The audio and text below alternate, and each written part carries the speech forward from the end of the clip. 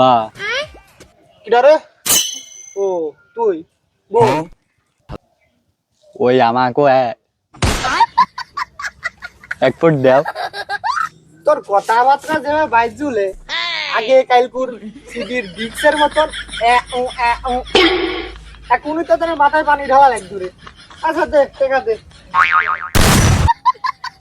আব্বা আমি না তোমার সওয়াল হই। ব্যবসার খাতিরে সুদূর খুঁজেন না, খাওয়াল আসিস বাড়িতে আসিস, মারলে টেকা দে।